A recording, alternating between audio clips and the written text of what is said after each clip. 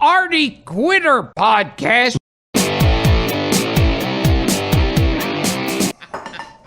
Howard wasn't waiting for Llewellyn to get down in the van.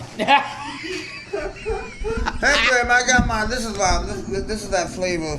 What scent is this, honey? That creepy, that agent.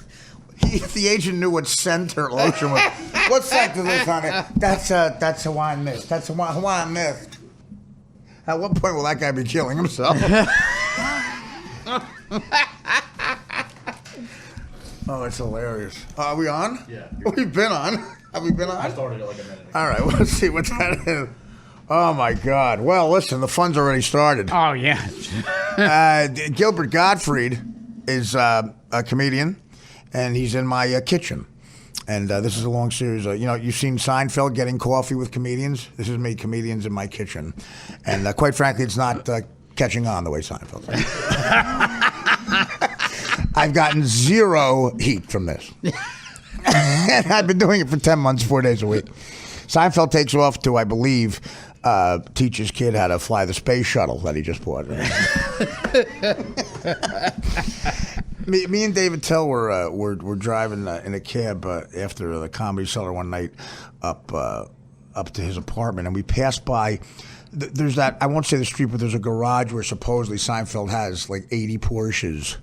Oh, yeah. Yeah, he bought a garage, a whole parking garage where he just has Porsches, and that's all he has. I can't buy Porsches here.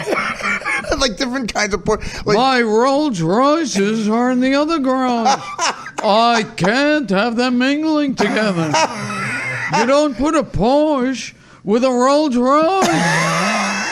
Anyone who knows cars knows about this. So he's doing a lot of the relatable material.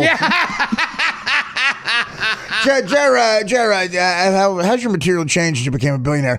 Well, I used to do about how, Sephardic Jews shouldn't date, Hasidic Jews in Crown Heights. And now I do how you can't mix a Rolls Royce with a Porsche. If you have 80 Rolls Royces, don't put it near 80 Porsches. He literally has 80, and I think he's one of those guys where we read in the newspaper that he might have bought the Batmobile. I'm not sure. He might have bought the Adam West Batmobile. And I think he restored it so it's like you could drive it. And you can't put the Batmobile with the Austin Martin. The two don't mix.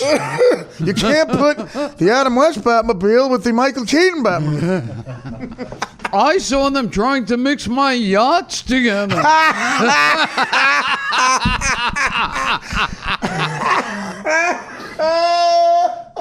By them, I meant the Mexican crew.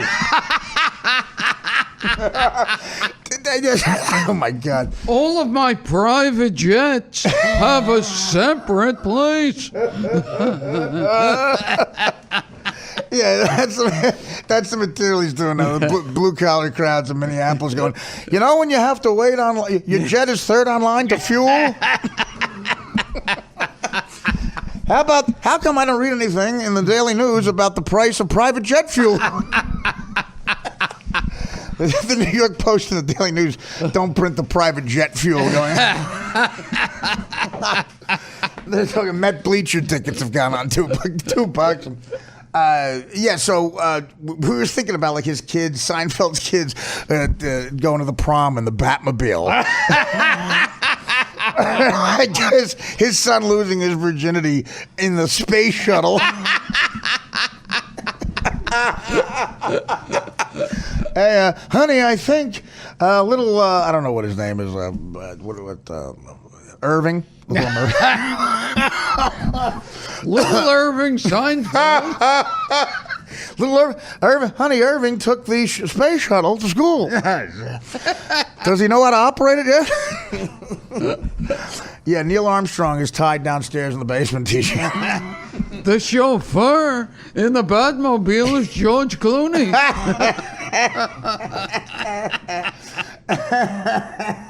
Yeah, I don't do stereotypical black chauffeurs. I have a white guy. Yeah, so I just so out of touch of like your kid. God, if I was his kid, I would make sure I lost my virginity in one of those cars. Oh, yeah. Yeah. Okay. Here we go. What is this? The highest paid comedians 2000. Thank you, Dan. I'm going to take a wild guess. My name's not on the top of the list. It goes Jerry Seinfeld. Wait. Probably Kevin Hart. Okay, wait a minute. Jerry Seinfeld, then that's literally 8 black guys with one name. That you've never heard of. Elmo, Calvin. It's Jerry Seinfeld, Conquest. Sapphire. Slick motherfucker. Talent. Remember that guy? This guy's name was Talent. Oh, yeah. That is really putting pressure on yourself. And then you see him and you go, oh, maybe it's like calling a fat guy tiny. It's an ironic thing. Okay, so Seinfeld is at the top still in 2015? Because I would think, Kevin Hart's name is there. Of course, Jeff Dunham. Oh, yeah. Jeff, at what point did you put Jeff Dunham's dummy? Does he consider Jeff Dunham, okay. Kevin, he could. Seinfeld is still up there, though. I guess he's still, because I think they're counting the residuals still every year. That's not fair. The Seinfeld residuals, I think they count.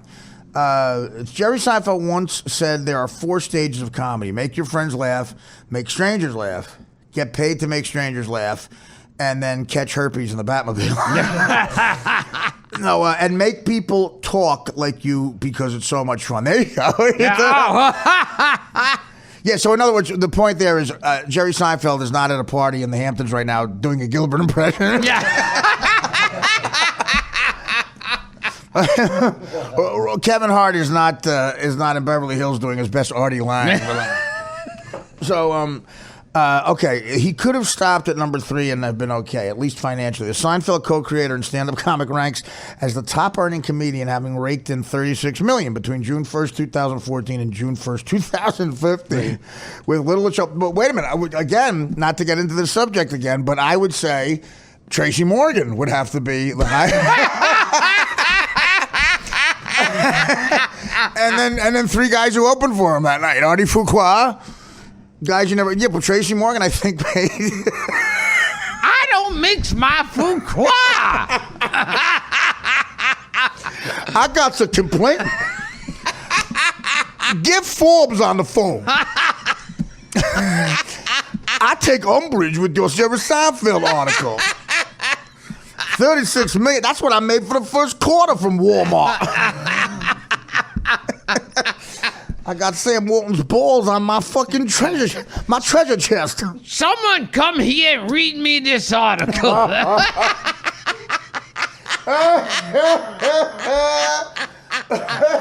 Hey, is Tina Fey home? I need her to read something again. Could you tell Mr. Baldwin that Tracy's on the phone? I need him to. It's not my contract. It's something else. Oh, fucking my esophagus hurts. Oh, it's fucking funny. Yeah, Tracy Morgan, I'm going to give it to him. I mean, of course, Seinfeld made his money by sitting down and writing new jokes, even though he's worth $1 billion, and, traveling the country and saying them and getting residuals from a show he took time to create. And Tracy got his money because a tired truck driver veered into his lane. I got the mixed reaction at the Comedy Store. I tried this joke. I shouldn't open with it is the problem because it digs a hole. I've been getting up on it because Tracy Morgan's new home that he just bought. It's insane. Really, it is like the White House in North Jersey. And it was a picture of the paper, and I said, I saw that, and I'm very happy for him. But I said, if there's any Walmart drivers in the audience tonight, I'll be at exit 8A on the turnpike at 2 a.m. And I'll be driving, a gray gas home. And it's okay if you kill him. If you kill Greg, it's fine. As long as I survive, we'll be okay. And you have to either stay up for 24 straight hours or have a couple of Remy Martins. Read something to me. Oh, Christ. Well, that's it. With this first 8 minutes, we're not in show business anymore anyway. Yeah. The next time I invite Gilbert over to my kitchen, it's going to be to auction off the table. Yeah. Well, let me describe the dynamic in here because it's very, very impressive. Gilbert and I are doing doing exactly what you hear us doing now, but we'll be doing it on stage at Caroline's Comedy Club on 8th Avenue and 50th Street, right in the heart of Times Square, legendary place. And for the New York Comedy Festival, November the 11th at 7 p.m. And you can go get a link somewhere. I don't know why you would. Just go. That's all the information you need. But so it's part of the comedy festival. It's going to be just me. Gilbert's wife is here. The details are it's just me and him on stage with a couple of mics doing the podcast. Yeah, and it'll air. It won't air that night, obviously. Okay, so it's in front of a live audience, and it'll air as Gilbert's podcast and my podcast, the same thing, and. So Gilbert agreed to come in and promote it here sitting in the kitchen. So that's what we're promoting. But another very exciting thing is happening. There's a gentleman with a camera here doing a documentary on Gilbert Gottfried. Oh, yeah, because it's so important. It's something. He's doing a documentary on guys who haven't bought a shirt since 1978. So describe this. How did this come about? I have no fucking. Do you realize there's guys who invented vaccines who haven't had a documentary? Yeah, like the guy that cured polio. Never had a documentary. Huh? Never had a dinner. And this man. Yeah. He cured polio and he never had a dinner. Ho ho, hee hee, ha ha, strange things are happening. That's for anyone born after 1911. That's Red Buttons. Red Buttons had a bit literally on the roasts of the Dean Martin classic 70s roast where his bit was, he'd tell the guy, they're having a dinner for him, a roast, and he would, tell jokes about other historical figures who never had a dinner. He's pissed off that they never had a dinner. Benjamin Franklin's wife, who said, "Why don't you go fly a kite?" And he never had a dinner. One time, Don Rickles was goofing on Red Buttons by doing his set. And what the funniest thing about Don Rickles was sometimes he would just make a face and do like a stereotypical, like a racist voice, and you didn't need a joke. You would just laugh. He would go, Red Buttons is here. He was trying out a new bit going, and Will Chamberlain, who once said, "We play tennis, never had a dinner." What? What the fuck does that mean? Will Chamberlain, who said, "We played tennis, never had a dinner." But think about that. Those guys made a living doing. Red Buttons. I don't know if he was ever the highest paid comedian. But those guys made a fine living. My favorite Red Buttons, though, is now we're veering over the Red Buttons conversation. But how about Red Buttons when he would do like a Love Boat? Yes. And he would get serious. Yes. He would get serious. Like he would go up to Gavin McLeod and go, "You know what, Captain? All I wanted. I like to goof around, sure, but the only thing I wanted to do this weekend was show my wife a good time." And they would have that really phony backdrop of the ocean. Yeah, that was Gavin McLeod. Yeah, they would cut now you know how shit's done. Like we've been when you shoot a film, it does sort of ruin the illusion. Yes. After you shoot a movie, even the films Gilbert and I have been in, sort of it brings the curtain back a little bit, and you see how it's done. All you could do to me after I shot a movie was when I watch a film now, I think about how fucking long it must have taken. Oh yes. To shoot a scene, like an action scene, the close-ups, the setting up of this and that. Like when you watch a scene where you see one guy fire and then the other guy fire the gun, and you realize the one guy firing the gun, they took like about 3 weeks of him shooting the gun. And God forbid you get wet in the scene, like you got to dry they off. Gotta change. It really is. It changes your whole perspective on stuff. But Gavin McLeod, the Love Boat, you get like a generic shot of a boat, just a ship out of the harbor, and then Gavin McLeod to go from Mary Tyler Moore, where he looked kind of homosexual. With the, you don't realize. Mary. I didn't realize that as a kid. You're like, hey man. My wife is coming over, man. Your wife, really? Yeah. And then he goes to the fucking Love Boat thing, and he's got those knee-high white socks. I know. That was always like, couldn't he have argued for long pants? Well, my favorite thing was always like there were at the height of the Planet Hollywood restaurants being successful. There was one in every city. Like they opened one. Oh, yeah. For a while, you saw Schwarzenegger, Bruce Willis, and Stallone jetting to the one in Seattle or whatever the fuck it was, and on somebody else's dime. Like no one saw that coming, that it was gonna fucking go under. But there were so many of them. It was like after a while the memorabilia kind of got thinned out, and I always thought like the one in Butte, Montana, just has Gavin McLeod's outfit from the pilot of the fucking Love Boat. And then they had the fashion cafe that were models. Yes. Yeah. So it's like food from models. Yeah, who cares? Right, exactly. Food from models. Yeah, they weigh 3 ounces. Yeah, just a vomitorium. Yeah. No, I know. Who thought that? I mean, again, it seemed like a front for just a European cocaine operation or something. There were Arabs behind each other. And Edward, we understand that Mr. Willis is coming. I'll give you 15,000 drachmas to fuck Demi. It's good Demi Moore party too. You get to know as she got older, you saw that she would start, that weed she had and everything. It was probably when she was young, she probably fucking got high and fucked everybody. It makes you fucking so turned on. Oh, yeah. It really does. But anyway, I think about stuff like that. So are you, how long have you been shooting the documentary for? How long has it been going? Back to that. Yeah, no, there's a guy here with a camera. It's very disconcerting. This is one of those things where someone says, oh, we're doing this, and then I go, oh, we are? You mean the podcast? Yeah, both. No, the documentary, I'm fine. It's the podcast. So wait, at some point, someone said you were going to go to Artie Lang's kitchen and talk for a while? Yeah. And were you smoking angel dust? Okay, well, forget about the camera. It's very disconcerting because we're yelling out, racist stuff.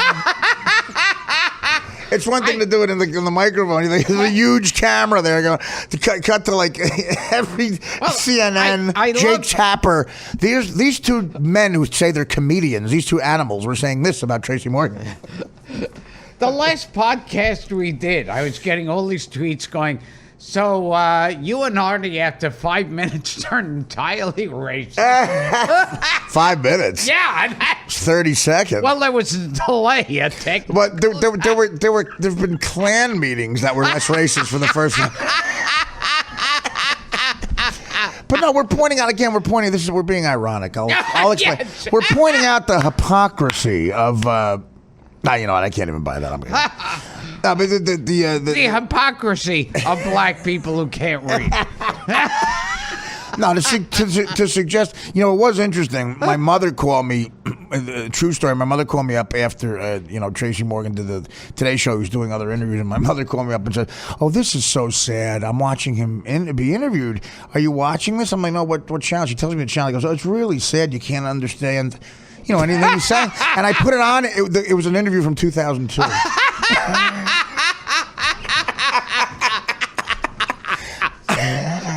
Never mind. But no, we should say, too, we bonded this summer at the Montreal Comedy Festival. Oh, God. Gilbert and we shot a big Showtime special that they said was going to air. That's a good sign. We shot it 4 months ago, and it's supposed to air in the fall, and then my agent just said, no, now maybe January. It's yes, that means it's strong. It's like that plane that keeps changing gates. Yeah. Eventually, it's like, no, okay, you're at gate 7. You're at gate, no, get a room at the Radisson. Yeah, because back then, they said it's gonna film. It's gonna be shown in Canada, which is always a great thing. Yeah, which is always big. And then they said, no, it's already been sold to Showtime and Canada. And now it's like nobody knows whatever happened to it. Yeah, and then your agent knows but doesn't want to tell you and waits for you like a year later to ask about that. Yeah. Yeah. Whatever happened with that Showtime special? Hey, you want to go to the SNL party? But no, so Gilbert and I did go to Montreal, and again, Gilbert was a little more pathetic for Gilbert. Gilbert's in his early 60s. I'm in my late 40s, and we agreed to do every single nasty show. Oh yeah, which is a staple of Montreal's comedy festival. It's like a midnight show. Where the 6 dirtiest comics up there do it. Sometimes you're just one of them, but we agreed to do every show. We were up there for 2 straight weeks, and you and Dara came up, and you were smart enough to take a break in between. I stayed up there. Yeah. So we did that, and then we did other shows. Gilbert got roasted. But you were like in a coffin. That was. I mean, when you do that comedy festival, right. It's like, you'll get your information that right. you're doing this show and this show. Yeah. And then when you get out there and it's like, so you're doing this, and this. Yeah. Oh, what? You didn't get that? Right, no, I know. Yeah, they spring it on you, and what they hope is that you're so depressed in your room that you'll leave for anything. Yeah, you're so suicidal. Pretty much. Yeah. Yeah, so they go, do you want to do such and such a show? Like, he's a hot comic in L.A. He's doing an alternative bit that he does on the stage. It's great. You'll fit right into it. He makes fun of your career for half an hour, and you sit there and get paid nothing. Of course, you don't get paid extra money. But we did at the end of the 2 weeks, we taped the Nasty Show for a Showtime special. And I hosted it and brought everybody up, and it seemed to go well. But again, that was in July. It even when it did well, yeah. It never did great. It was never one of those things you said, "Wow, that was really good." It was one of those things where you said, "I hope the check clears." Yeah. Because that was another thing they goof you into in Montreal. They give you a number, and then you realize they take the taxes out up there, but then your manager or agent commissions you on the gross. Like, in other words, say you're getting paid whatever, like 10 grand or something, and you're not getting paid 10 grand because they take the Canadian taxes out. So now it's 6 grand, but your manager and agent, they commission you on the 10 grand. Oh, of course. So now it's like after whatever the fuck, you kind of break even for the 2 weeks. And then it's like when you get the checks, then it takes like about a year for them to figure out if it's Canadian funds or American funds. Oh, yeah. Canadian money, too. You have no respect for it. It's just like enormous blue pieces of paper, like a picture of a mongoose. Oh, and you could see through it. It's like shiny. You don't care. You'll just spend it. You'll go, I don't give a shit. Take this. Yeah. I don't want it. It looks like play money. Because it is. Yeah, it is, exactly. Play money's worth more. But there was a very, very, speaking of Gilbert and I getting racist,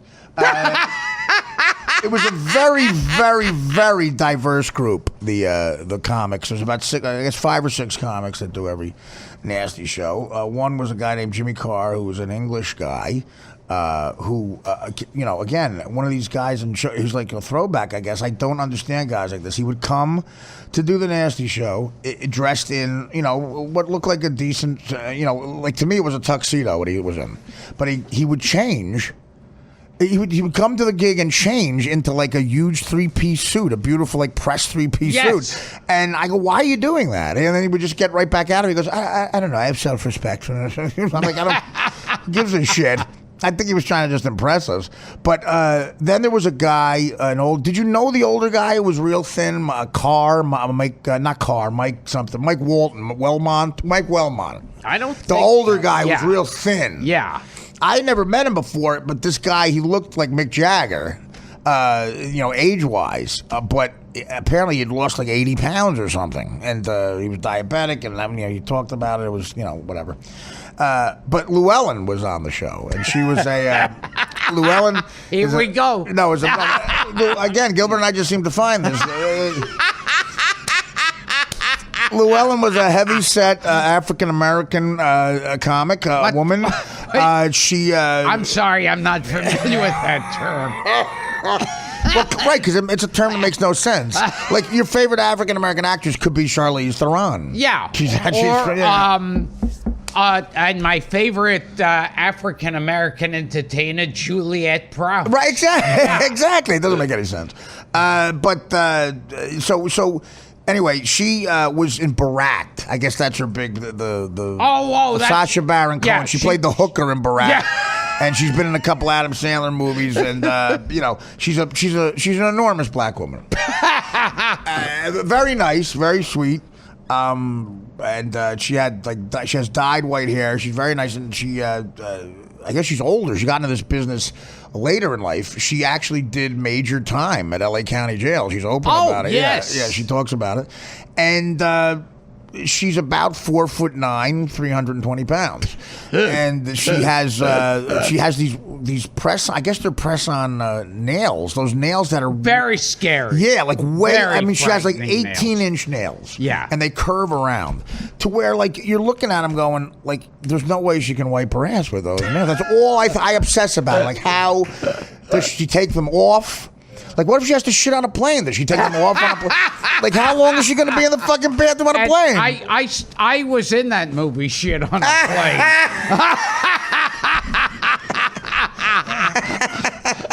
I gotta take a shit on this motherfucking plane. Sam Jackson. Jada Pinkett Smith. I can't take a motherfucking shit on this motherfucking plane. Tim Meadows. Whoopi Goldberg. Shit on a plane. I got some shit. Get me the fuck off this plane. I got some shit. Sir, bad news. We're all gonna have to shit on the plane. That's the premise. The premise is there's one bathroom and they can't land.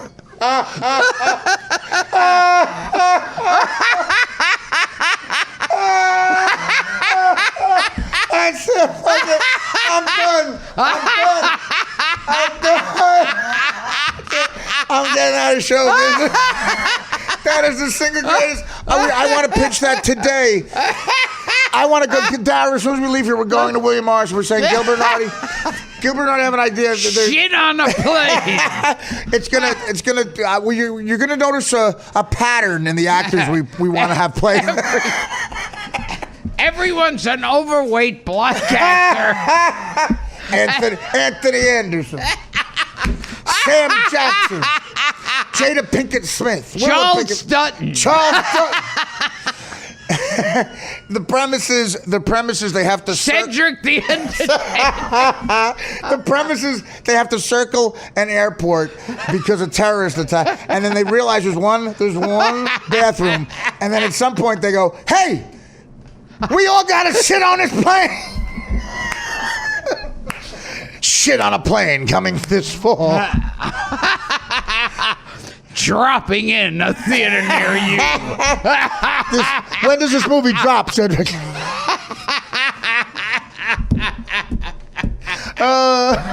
Universal presents Shit on a Plane. Universal eases out this next film. Poop. Oh my God. Being squeezed out June 12th. Oh my God. Oh man! The sequel will be shit on a plane #2. This time it's perched. This time it's loose.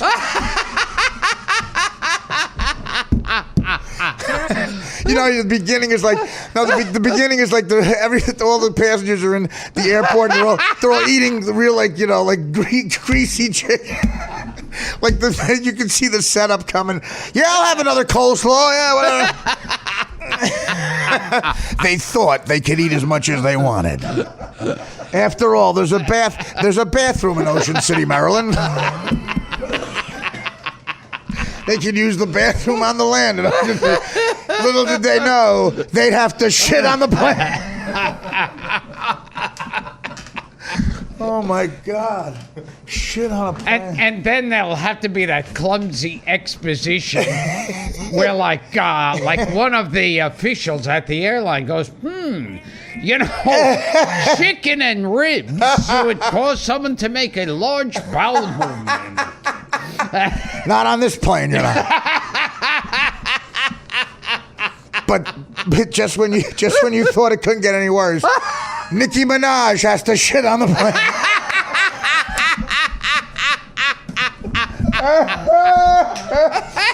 Iced Tea's wife Coco has to shit on the plane. Oh, that's fucking great. You get the arguments like, those diapers are for my girl.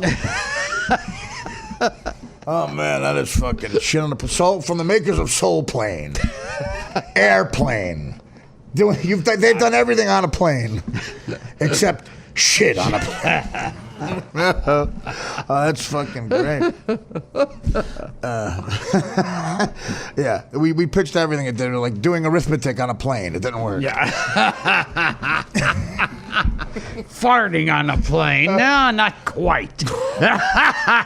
It's almost there, but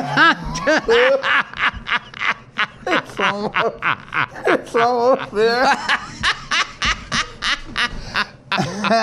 Oh man! All right. Wait a minute. There's shit all over this plane. The rescue team. God damn it! There's shit all over this plane. Special guest appearance from George Kennedy. Then you see like Jim Carrey gets out at the end. Do not go in there. Oh God.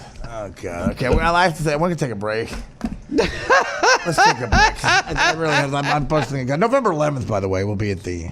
Actually, now we're not going to be anywhere. The New York Comedy Festival is just canceled. We're gonna have to.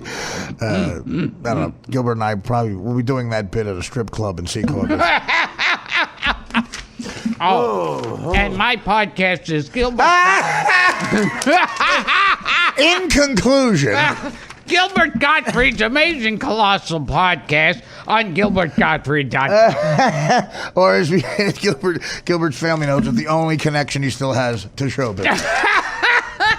The only reason that Gilbert Gottfried still has to go in front of a microphone. Oh. If this were like our E! True Hollywood story, like, at the end, they always end up in a place where they die, like in a different city. It would, if this was yours, it would be like, coming up, Gilbert Gottfried boards a ferry for Hoboken.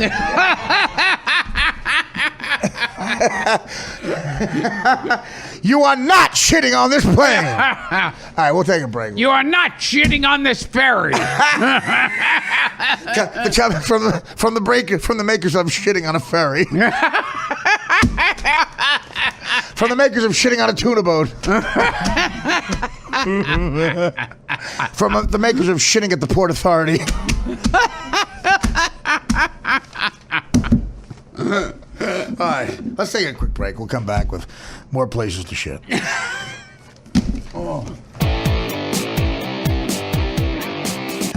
Hey, so I guess that was supposed to be like a commercial break, but it was really, I was getting the chocolate chip cookies with the M&Ms. Did you try these? Do you ever have these? Do you want some of these for dessert? No, that sounds like too much already. Oh, they're good, yeah. There's a type. You know what? This is a sponsor. These are the cookies for shit on a plane. Oprah Winfrey presents shit on a plane. Oh my God! Does that woman have to shit on this plane? That woman is not shitting on this plane.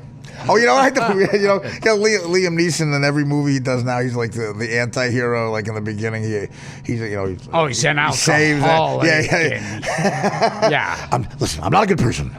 You're going to hear all this. I'm an alcoholic. I beat my wife. Sure. I ran guns to Cuba for years. Sure, fine. I was a corrupt cop, but I didn't shit on this plane. You're going to hear I once urinated on a plane. Sure. They're going to badmouth me. Fine, that's fine. Sure, I smack my kids around. Fine, that's fine. Sure, I once poisoned an elf. Fine, who cares? But I did not defecate on this plane. And with your help, I can help us land in a place that has bathrooms where you can all shit. Liam Neeson is taking a shit 3. That's Liam Neeson taking a shit. Liam Neeson is taking a shit on a plane. You've seen Taken 1, 2, Taken 3. Now he's taking a shit on a plane. Taking a shit on a plane with a bunch of African Americans. Liam Neeson. Listen, you're gonna hear all that stuff. You're gonna hear I was constipated once on a plane. Sure, that was true. You're gonna hear I had diarrhea on a plane. Sure, fine, that's fine. Sure, it's all true. But I did not shit. I did not shit in the cockpit of this plane. Sure, you're gonna hear the pilots are black. Sure, we all want white pilots. Sure. It's that premise could keep going on. Yes. If you don't see shit on a plane, you don't know squat. You've seen Taken. You've seen Taken 2. You've seen Taken 3. Now see Taking a shit on a plane. Or you don't know squat. That's fucking great. Anthony Anderson gained 40 pounds for this role. That is too good. That's what we call a home run in show business. Special guest appearance by Tracy Morgan. Tracy. I didn't shit on that plane. I got to shit. Move out the way. I can't hold this one no longer. And then when you think you say a pilot for Walmart veers into the plane. A Walmart jet veers into the plane. Holy mackerel! Not again. Not again. Here we goes again. Starring Emmanuel Lewis as Shaquille O'Neal's piece of shit. Sorry, Emmanuel Lewis plays a piece of shit. That shit is talking. It's like the Shaggy DA of shit. How is that shit talking? Is it me or is that shit talking? Is he talking shit? No, it's a shit talking. You've seen movies where people are talking shit. Now see shit talking. Oh my God. I don't know if Universal might pass on it. Where does Tracy have a deal? Oh, that's fucking. We almost have to move off of that. Yeah. Because I won't stop talking about it. Something I did want to talk about with Gilbert, a lot of the fans, a lot of the Stern fans are, again, I'm in Radar Online. I mean, this Radar Online kid is just really, he's not going to stop till Howard puts a hit out on him, I think. How he printed something else. I pointed out again, because a lot of the fans bring this up, how it's weird hearing Howard gush over Ellen DeGeneres dancing. Like not only does he tolerate the bit where he used to be really, vicious about it, he says he looks forward to it. Like, he can see why it wins Peabody's or something. And no one's buying that, really. But I pointed that out. But I also said how much I love Howard, and it's just odd to see it. This guy printed all the negative shit. And Howard pointed out that that's what this guy does. He's trying to start a feud. So this guy, I guess, is not listening to Howard, and that's something I guess Howard's not used to in the media. But he printed out, once again, every negative thing I said, trying to get Howard to comment on it. He did not comment on it today, and I applaud Howard for that. It's, again, the guy will stop. I could comment on it again because I'm not on the biggest radio show ever. It's me and Gilbert. It's me and Gilbert doing arguably the last comedy bit you'll ever hear. They were still getting work at clubs. Bananas was still calling. And then one of them said, shit on a plane.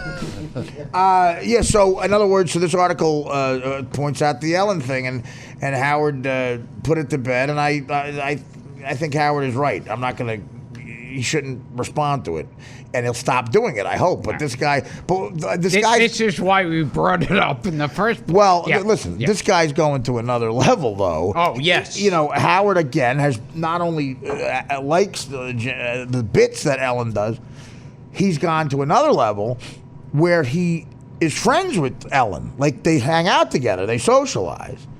And the same thing with Jennifer Aniston. They socialize. They hang out. There's pictures of them on the beach, on the National Enquirer.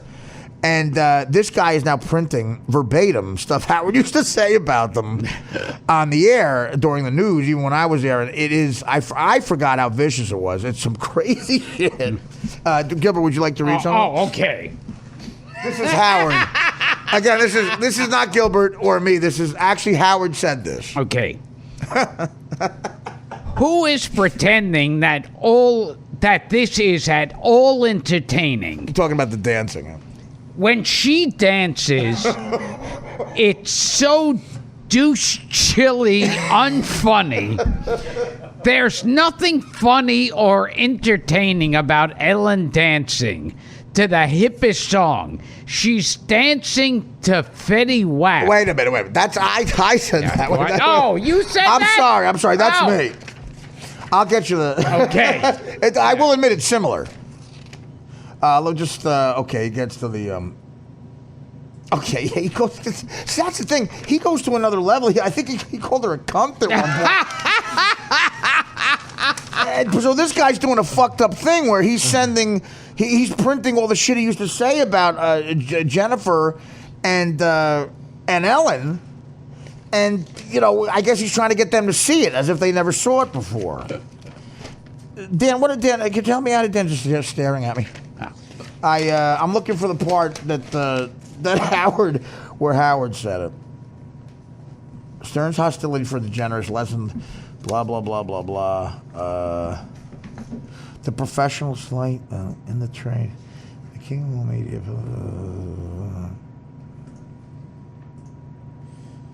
Okay, here you go. But start from here. Okay.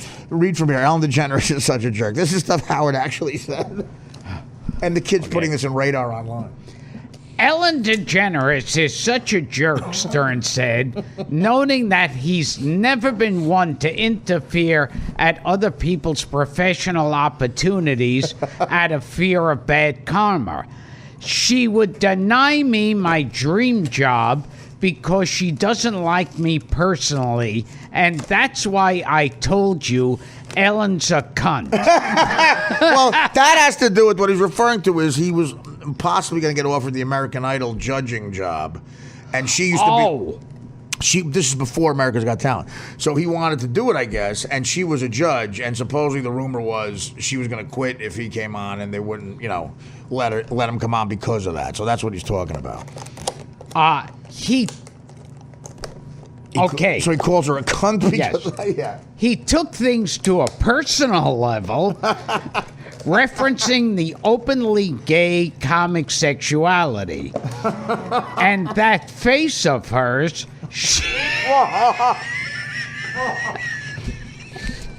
that face of hers... Trump stole that one. She looked like she smelled bad pussy.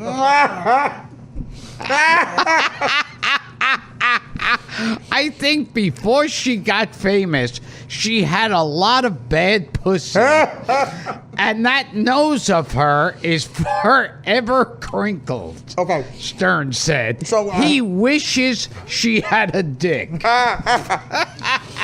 Again, this kid is trying to point out to Ellen that this is the guy you're about to go to Belize with. I mean, that is a major turnaround. I don't know. What is your take on that, Gilbert? You're an expert on show business. There's more. It's another paragraph. Another paragraph? Do you want to? In the tirade, Stern said that the friendly image DeGeneres projects on air is totally farcical. Oh, she's such a foul piece of garbage. people who work with her know she's a tyrant ogre. This whole nice girl image of hers is horseshit fakery.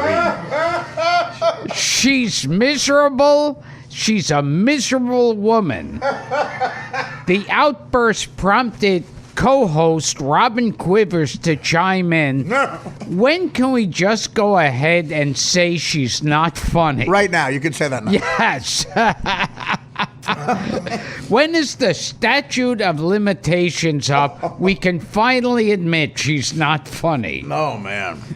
So again, I mean, listen, Ellen DeGeneres is not going to hear it on this podcast, but I thought she listens every week. well, she's busy. I do. But people don't realize this. I do start off every show dancing. They just don't see it. You might see it in the documentary. And by the way, my face looks like I smelled bad pussy. Because before show business, I got a lot of bad pussy as well. But again.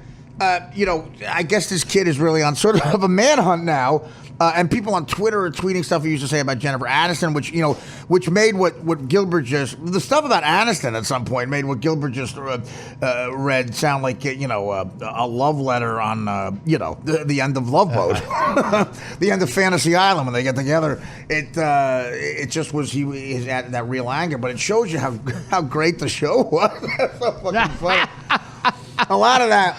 A lot of those jokes, I think, might have been the work of Freddie Norris, the smelly guy. Because Fred is a classic example of a comedic genius, like I'd say Gilbert is. He has insane anger towards not just women, successful women, and a woman who gets more pussy than him. Like a lot of us comedians are driven by hatred for people like that. And again, so Radar Online is they'll probably print this. What Gilbert just said. That's all out of my mouth. Not one word Howard said. No, I love it. Radar Online's going to go. And then they went into a bit called Shit on a Plane. Cut to me and Gilbert at like the hearings, like the Benghazi hearings of comedy. We're in front of Jimmy Kimmel and David Cross on the panel. Did you say that an all African American cast would get the shits on a plane? My client, Michael Corleone, does not have to answer that. But Mr. Gottfried, would you tell me your relationship with Mr. Stern? I'm interested. Was there always a buffer between you and what? Yeah, a buffer. He had a lot of buffers.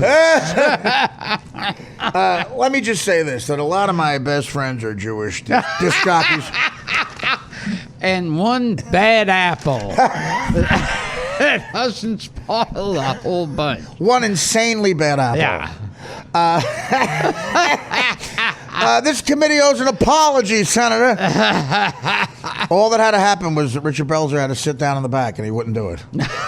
He wouldn't rat on another comic with Richard Belzer sitting there with his dog. Richard Belzer's little dog. Oh, that's fucking funny. Yeah, so I don't know, the Radar Online kid in a war that Gilbert and I are right on top of.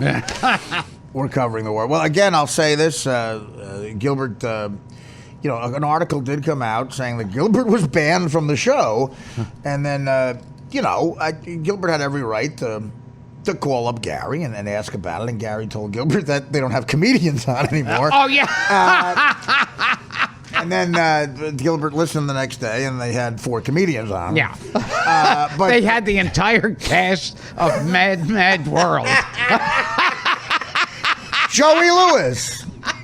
Buddy Hackett. They had Buddy Hackett on. Hey, Howard, Buddy Hackett squeezed. Hey, I just took a shit on a plane. I saw Buddy Hackett just during Robin's News just crowbars and old jokes. Yeah, that reminds me, Robin. I saw Amelia Earhart, and she said, "Look at you, you fish fucker." What? That's a Buddy Hackett punchline. He says that in a tuxedo, by the way. So anyway, I think you could look at that. The comedian that was on the next day was Chelsea Handler. So you could look at that. You could look at that as one of two things. maybe he doesn't, like a lot of people, consider her a comedian. Maybe that's it. So maybe he wasn't lying to you. We don't have comedians now. We just have Chelsea Handler. So that's a possibility. But were you hurt by that? Were you because you haven't been on in 4 years, and you've been called the greatest guest in the history of that show. You were the retarded black midget. It's Gilbert and a retarded black midget with one tooth who gets thrown to bachelor parties. Well, all I could say about it is, good for him. He don't want me on the show. Good for him. Good for him, my man. Well, he doesn't want that. He'd prefer Chelsea Handler's brand of humor. There's been, there's a new comedy feud where Chelsea Handler is accused of stealing bits from Jenny McCarthy. And they do, if you look at, they do have similar. Chelsea Handler's signature bit, the one I love. When comedians get together, we all talk about Chelsea Handler's bits. And up in Montreal, everyone got together, and every year we get together. Yeah, when we were waiting in that basement area, we all say, we talked about it. And if you get 5 comedians together, at some point they will start discussing their favorite Chelsea Handler routine. And mine, to this day, is when she wipes her underarm and smells it, and then talks about how she blew a guy the night before.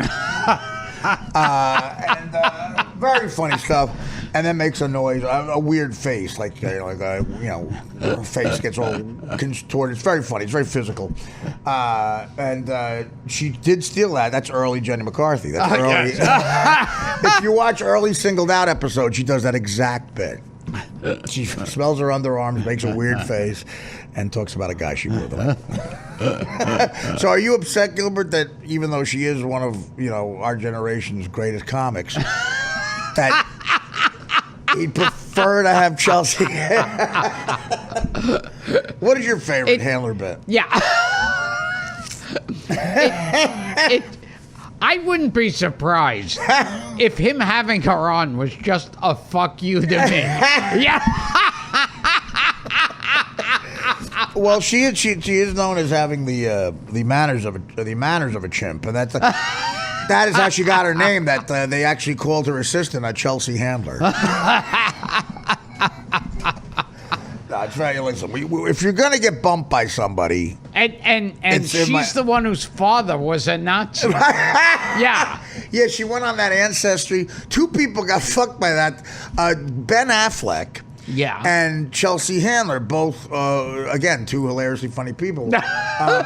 Both went on there on Ancestry, whatever the TV show version of it, and found out, I don't think it was her father. That is embellishing. No, it was her brother. No, she found out, I think an uncle was in fact a Nazi, Chelsea Handler, and Ben Affleck had one too. And both of them got so upset that they tried to manipulate. I know Ben Affleck got in some trouble where he tried to bully them or pay them off. I think mostly bully them into not airing it. And Chelsea Handler started to cry, I think. But there's a happy ending with the Chelsea Handler one, in that her Nazi father or whatever never actually got too many promotions. So basically, it's even worse than being a Nazi. He's a stupid, incompetent Nazi. So what you're saying is, her uncle, father, whatever it was, to genocide, what she is to comedy. Oh yeah.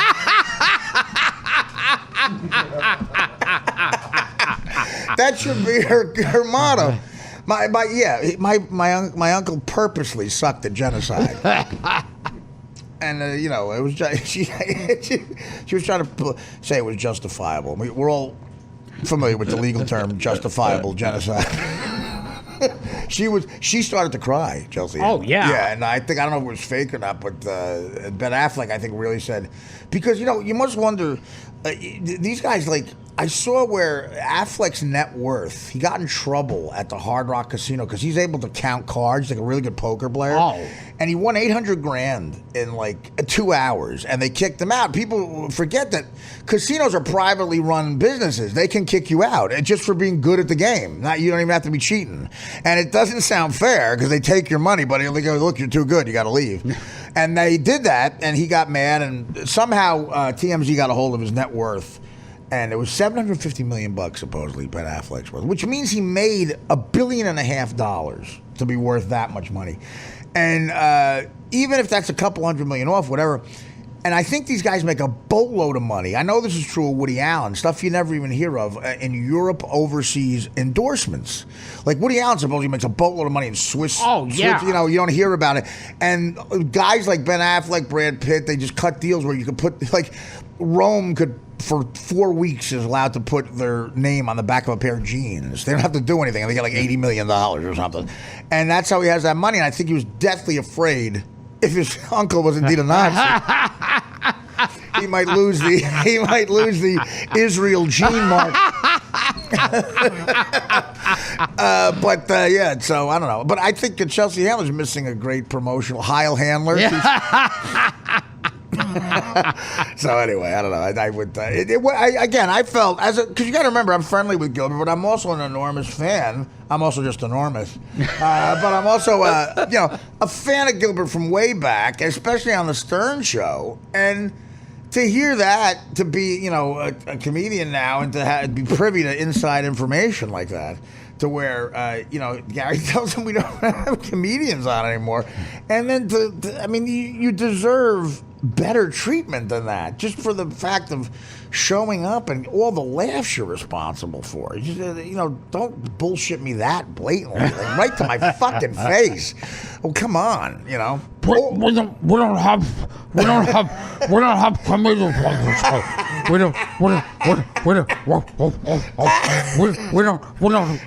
That is something that gets Gilbert. Oh God!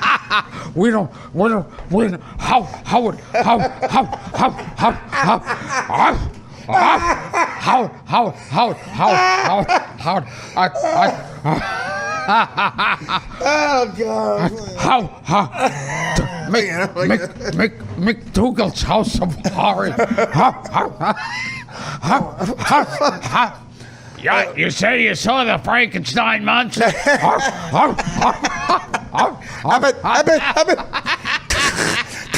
What are you saying? Are you saying that picture moved, Lou? Paintings can't move, Lou. I'm telling you. Are you saying you don't have comedians on the show anymore? Chelsea Handler. Yeah, you're telling me there's no comedians on the show? No. Okay, fine. Chelsea Handler. It's Chris Hardwick. It's Ellen DeGeneres. Is that Ellen DeGeneres or a young Michael Jackson? Oh God, that is fucking great. Well, where can we find your podcast again, Gilbert? Okay, Gilbert Gottfried's amazing, colossal podcast on GilbertGottfried.com. Subscribe on iTunes or SideshowNetwork.tv, and my Twitter is @RealGilbert. Boy, you fucking memorized that, huh? That must mean money. And now I got to get on that march with Quentin. What happened? What's his name? That director, Quentin Tarantino? Yes. What did he do? Oh, he said the anti-cop thing. Oh, yes. What did he say? Yeah. Oh God, I don't know. Yeah, don't repeat it. It's kind of like. We have the story. Wait, I have the story. Yeah. We have an affidavit. We have it. Yeah. That's from The Godfather too. Yeah. What did he say? He goes, "We have it. What the hell happened here? You say that you worked for Mr. Corleone. You did murders for him. I had my own olive oil business. I directed Reservoir Dogs a long time ago. They tell me Michael Corleone did this, Michael Corleone did that. I'm like, yeah. They tell me Quentin Tarantino directed this. All right, anti-cop bastard. Yeah, the New York Post is not going to give you any sympathy there. All right. What the fuck did he say? Quentin Tarantino on Monday saying the Inglourious Basterds director, the commissioner Bill Bratton of New York City, says that the director disgraced himself by giving an anti-police speech just days after the city's latest cop killing. Shame on him. Blah, blah, blah. See, there are no words to describe the contempt I have for him and his comments at this particular time. On Saturday, Tarantino joined an anti-cop rally in Washington Square Park, where he riled up the crowd from a podium, bearing the words "Rise up, stop police terror." The director, whose 1992 film The Reservoir Dogs features an infamous scene in which a cop is tortured, mutilated, and killed, said he wasn't afraid to call cops murderers. Well, great. That's wonderful. Tarantino rep did not return a call or a comment Monday.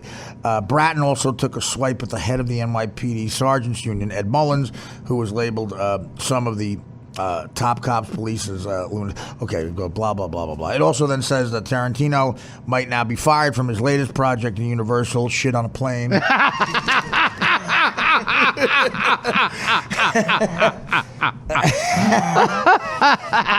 But Tarantino, you don't see him a lot because he's a director. You knew this would happen. Tarantino's got to be 55 years old now. He's an odd-looking older guy. Like he was always. Yeah. Tarantino was always an odd-looking guy, even young. But he looks like a guy that would, like he's been trapped in a house in the Upper West Side for he's been sheetrocked behind a wall for years. He's got that chin and the hair looks weird. But I don't know. Do you like his movies, or are you never got into them? I got to admit, I'm a fan of Tarantino. Some. Yeah, but I know you don't like a lot of stuff past 1938. But I'm the same way. I don't love it, but I like some of his stuff. Where do you fall on the issue of the cops, Gilbert? Because you're always walking around the city. You like protection. Yes. I feel very strongly. Are you a fan of Ice-T's album Cop Killer? That's the greatest thing.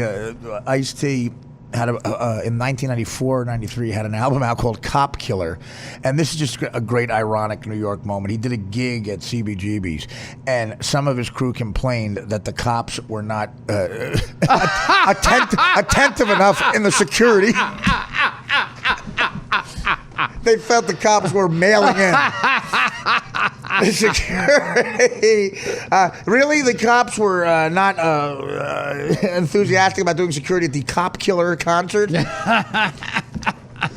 Well, I'm reeling from the Chelsea Handler revelations. The Nazi, and of course, the Radar Online saga goes. I hope the greatest thing ever would be if the kid writes that Gilbert actually said all that.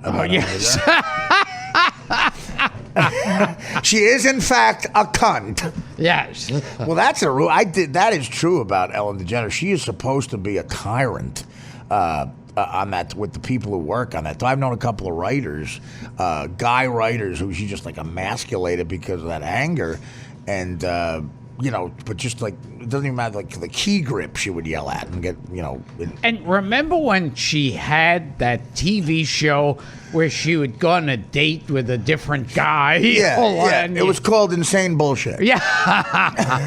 I know. Well, she had the sitcom for a while. Yeah, that was such listen, a horrible Again, she did the thing where, again, nobody shows the emperor's clothes here. She became a big deal because she came out on her fucking sitcom that was tanking. She had a sitcom that was tanking. Yeah. So at some point they get together with her agents or whoever and go, we got nothing. We got nothing. Yeah. The original goal was to write funny things that you would say funny on a show. That's not working. Yeah. The show sucks. It's going off the air. Right, and you suck on it. Yeah, we might as well go for broke. Right, so what we're going to do is we're going to take a slice of life, a slice of real life, and you're going to come out on the show. And as the timing's perfect, you're going to get these. No one's going to, believe me, we're not going to make the show funny. That's impossible. Yeah. But what we're going to get... That we were dead coming in. Yeah, that was it. Yeah. As soon as we found out you were the Ellen in the title. It wasn't Ellen Burstyn. Yeah. when we found out that the Ellen in the title in the sitcom Ellen was you. Yeah. We knew that being funny was something. We knew comedy was just a utopian way goal. Like, beyond our grasp. I mean, we're talking like flying car shit.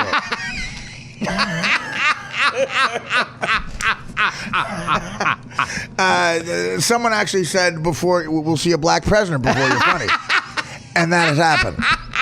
Before you ever got funny, there has been a black president. I do think you'll get funny before a Jewish president. But so she they said we're gonna say you're coming out of the closet. We're gonna leak to the press that surprise, surprise, Ellen is gay, and you're going to come out on your show. But before we do it, let me practice my shocked face. Let me do a spit take. Yeah. Because I'm almost as shocked as when Rosie O'Donnell came out of the closet. I still can't believe it. Again, as shocking as you coming out, it's not as shocking as you saying something funny. Yeah. So what we're going to do is we're going to, in fact, have you come out, and perhaps people will laugh at that. Not with it, at it. And you'll get, and again, we're goofing, but that's exactly what they hoped would happen, and it did. She got, so brave. And then all these actresses wanted to be on this show because they knew it was in the news. Exactly. They wanted to look like, okay, we're sympathetic. Towards all this, and we're friends with Ellen. And that kept the show on way longer than it was going to be. Well, look, and then you got people like, what was the name of that actress who pretended that she was gay to date her for a while so she could get famous? Oh, Anne Heche. Oh, yeah, Anne Heche. Yeah. So then you get really, really evil people like that in Hollywood, where Anne Heche will actually, pretend she's gay. She clearly wasn't. And she, to become famous, she literally held her breath and buried her face in Ellen DeGeneres' pussy for 4 years to get famous. And when she came up for air, she was in a Robert De Niro movie. That's what happens. That's fucking Hollywood, man. It worked for her, but then she went crazy. I think even she goes, wow, what did I do? Yeah. And she was wandering around backyards. Anne Heche, remember that? Yes. And I was like, you bury your face in her pussy for 4 years. And see if you're not wandering around with a weird look on your face. So, so stuff like that happened. And this Portia de Rossi was smoking hot, by the way. And then Ellen, she parlays that into this talk show where now she can do no wrong because now she has sympathy. She cuts the hair, and she looks like Neil Patrick Harris's butchy brother. And when she came out, she was still going with Anne Heche, right? And both of them are the toast of the town. They are, exactly. They're getting movie and TV offers. She's in De Niro, Wag the Dog, De Niro movie she's in, But meanwhile, at the same time, they're playing up how both of them are these blacklisted people that they're facing the worst challenge of their lives. That is the worst thing. Especially in comedy, Hollywood can do is say something is brave when it's the easiest fucking thing in the world. Like a black comic doing saying the N-word in a bit is not brave. Yeah. Michael Richards was brave. Yeah. See what happens? But I'm saying it's they do the same thing with a gay woman, and it's great. God bless. It's awesome that we're there, but don't fucking piss in my face and tell me it's that shit on a plane. Don't shit on a plane. Don't piss on a plane and tell me it's shit on a plane. She basically she parlayed it. She's got like $1 billion now on a talk show. And that was the thing. Like they would say, we're. They would play them up as the struggling blacklisted people. Right. And we interviewed her on the set of her latest movie. I know. Exactly. She's in a movie. But It really is disgusting. I mean, you had to watch Ellen DeGeneres. Then what happens is she gets so much sympathy, and she's it's so politically incorrect to make fun of her that whatever she does is great. So that's how you get okay, she dances in a monologue, and it's brilliant because people are afraid to make fun of her. People are afraid to say anything she does is bad. And I remember they were talking on some special about Ellen DeGeneres, how she hosted the Emmys after September 11th.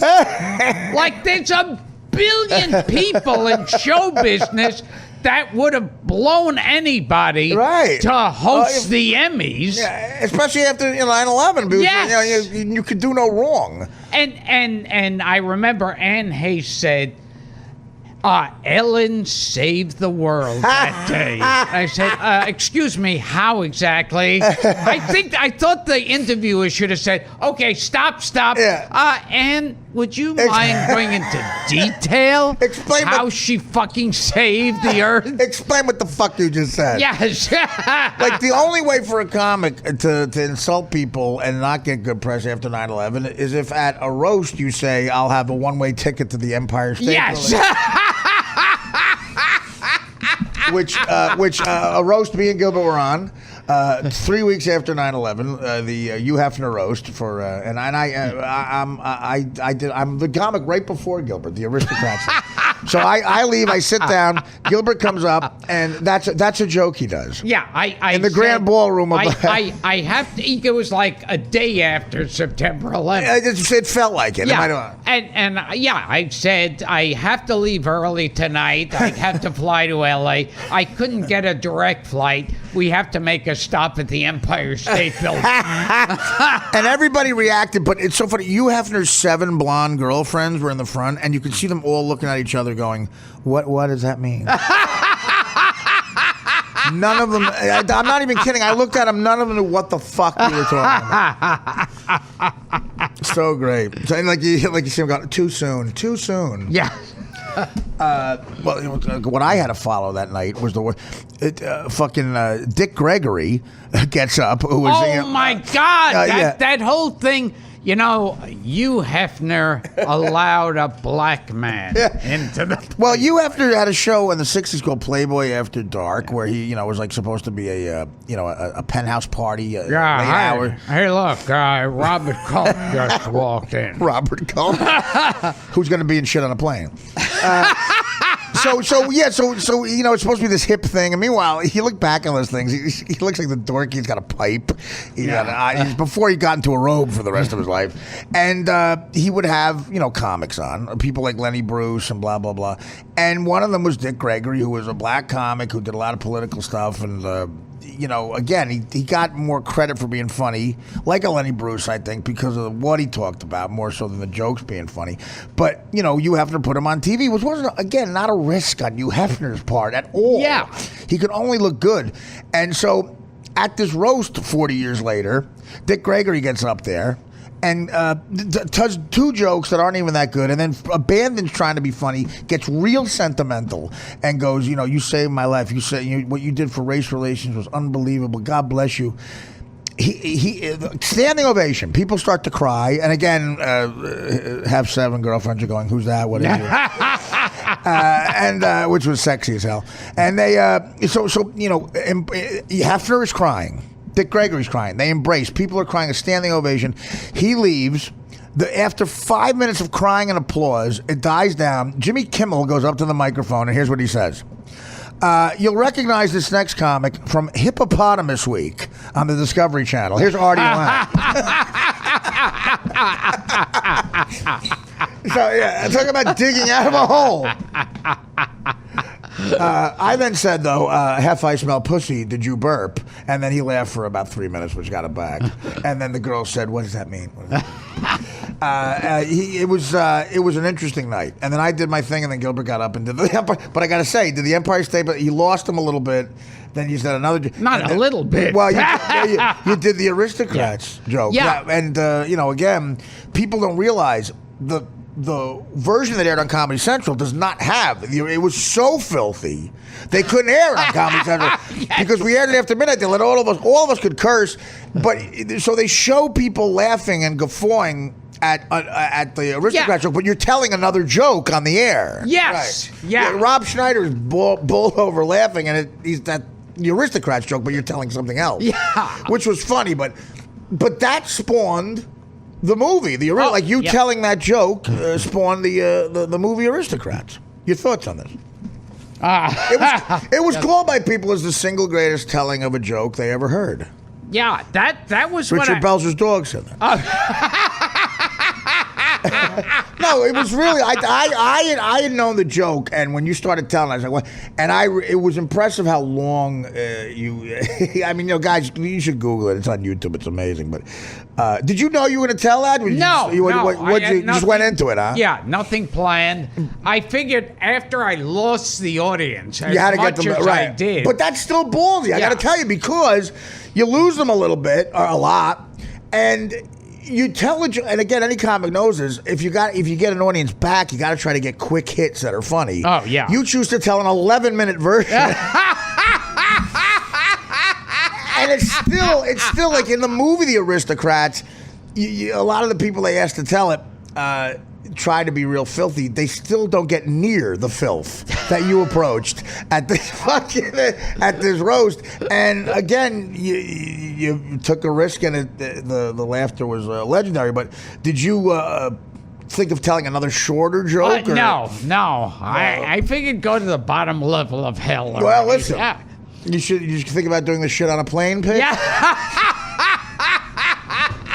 The shit at a roast pitch. All right. Well, we covered everything we promised we'd cover. By the way, Jack, this is very appropriate. On my cell phone, Jackie Martling just texted me, "Where do you do the podcast?" And I'm not telling him. Jackie Martling just texted me, "Where is show business?" I'm not. All right, so again, midget's fucking a hooker. That's him. All right, so if you enjoyed this brand of humor, November 11th, you can see it live. If you're one of the 111 people who get into the Carolines, it's probably one of the bigger things at the New York Comedy Festival this year. I believe Judd Apatow's doing Carnegie Hall. I think Dick Gregory is telling that same story. And I think Gilbert and I are at Carolines. Basically just repeating what we did today.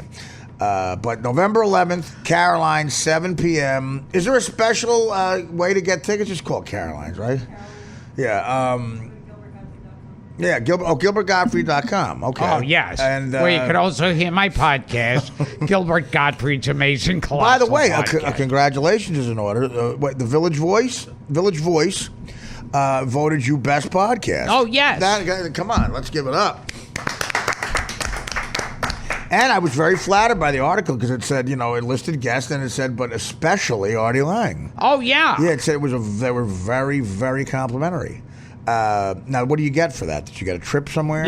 Nothing. Yeah. Did you get a green Wrangler shirt? No, but how does it feel? Because the Village Voice probably run by homosexuals who use...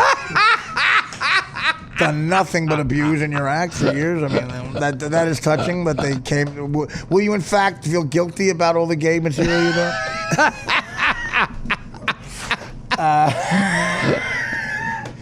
How about your bit fags on a plane? Fag shit on a plane. You will. I think you will change. Now that the Village Voice is like you, will change that. Okay. I hope you do, and I hope that Radar Online prints that you said all that stuff. I want to say I had nothing to do. The other thing that's great is it says in this article, it says C **T, and you just assumed it was cunt. Yeah. And you really hit it. You wound that up. Like you saw. You literally a wind up. You said cunt, and then Howard said, because this proves she is in fact a cunt. That is like that is fucking the wind up of Jackie Gleason. Jackie Gleason. Oh, you're a cunt. Your mother's a cunt. You are a cunt. She's a cunt, Alice. A cunt. All right. Well, that being said, November 11th, 7 p.m. Caroline's. Check this out and go to carolines.com, Gilbert.com. This is Artie Quitter, artiequitter.com for all things Artie. Thank you to what is the cameraman? So let's mention the filmmaker here. Let's break the fourth wall. What do you want anything to say? You want to plug anything?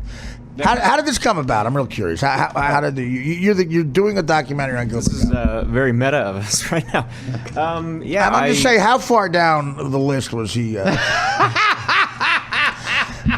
Who said no? It's like, okay, Yakov Smirnoff definitely passed. Did you call everyone with their own theater in Branson, Missouri?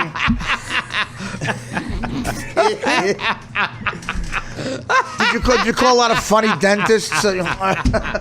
How far down? No, how did this come about? I know Dara through a friend, and I said I want to make a documentary about Gilbert. And Wow, this is great. a year and a half ago, and she called me. She called me in June and said we've been going to every reality show, and I think we should make a documentary. Just come out with your camera and start doing it, and maybe he won't notice. Well, that's great. No, good luck. It's only about a month in. Good luck with it. And believe me, I'm playing hardball to sign any release.